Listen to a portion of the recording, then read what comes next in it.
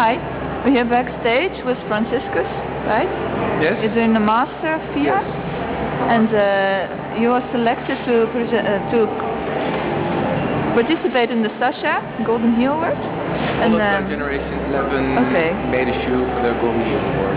So all of you are participating. Yeah. Okay, there was no selection. Well, the selection was the best. Okay, so tell me something about your design, about your shoe. Well, I love the shape of a women's heel already, so I didn't feel the need to come up with something new. I felt desire to make something really, really beautiful, and I came up with this zeitgeist thing of how life is so hasty and people are always rushing and hurrying, so I made sort of a whirlwind hurricane shape around the foot, and then it leaves open the outer side of the ankles where it's almost bare for some fragility. And it's like a search for a neutral point in harsh society. And to give it a contrast, I gave it a solid glass heel. Okay. Yeah, so that's it, I think. Okay. And what's your philosophy in your fashion design in general? It's mostly the fact that I try to work from an intimate emotion or feeling.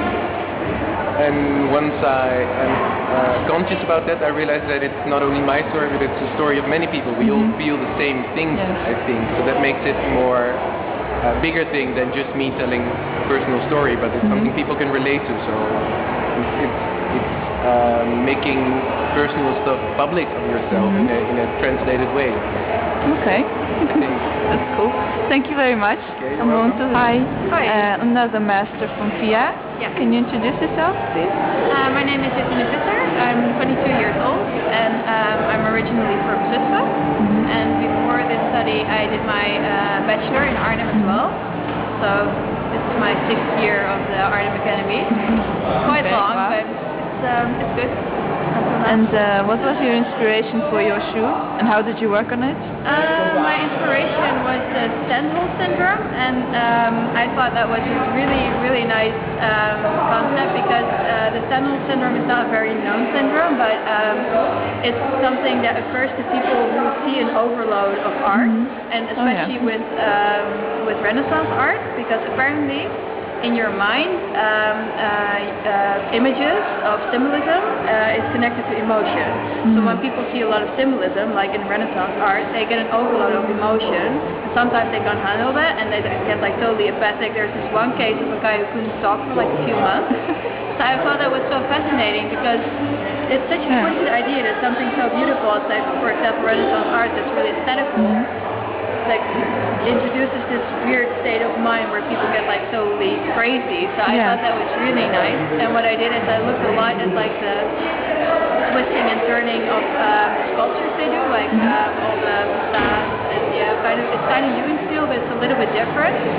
And that's really what I worked with. So I really integrated that into the heel part, and that's totally carved out of wood. I did that myself. Quite a lot of work, literally blood, sweat, and tears. And that's how I kind of integrated the whole idea into the shoe. Okay. I wanted to have like the same feeling. And what's your philosophy as a designer? My philosophy as a designer, that's a hard one. I'm supposed to know that one. For me, when I design, I always use these kind of weird, twisted ideas. For example, for the Stendhal syndrome, it's so twisted that you have these totally two different things that combine, because it's really aesthetical, the Renaissance art, but it brings up this totally opposite idea. So I like to you get a lot of inspiration from that, from I really opposites. like to work with opposites. Okay. Thank you very much. You're welcome. Bye. Okay. Hi. We're backstage here with one of the masters, and can you introduce yourself? Hi, I'm Nick, and recently I'm graduating FIA Fashion Master. And you had to design a shoe? And can you please tell me something about the inspiration of the shoe and how did you work on it? Actually, I started with the concept, like I normally do, and I was trying to capture the moment at night time when people are actually or drunk walking into the city and they're walking next to the shoes, or they're just in bed, like transforming, taking text and dreaming away. So I was trying to capture this moment of like movement and blurring of worlds mixing together, whether it's through sleep or alcohol. It's pretty good funny.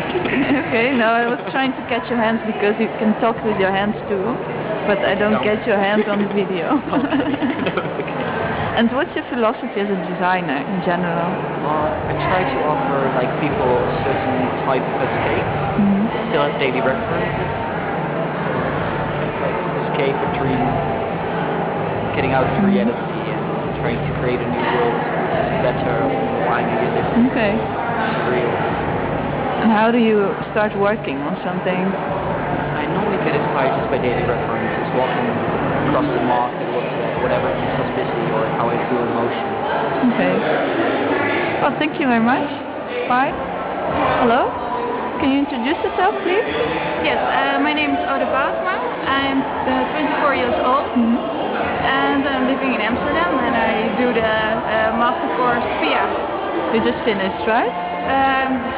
I'm trying to finish now. Okay. I'm busy with my graduation collection at the moment. So. And when will you finish? The whole class? In March we are presenting our collections in Paris. Okay. So that will be the 2nd end. and the 3rd of March. Okay. And I'm very curious about the shoe that you have designed. What's Yeah. the inspiration? It's in here. This is the shoe. I will take it out for you. It's a shoe I designed. I'm the kind of designer who starts from menswear very often and then turns it into women's wear.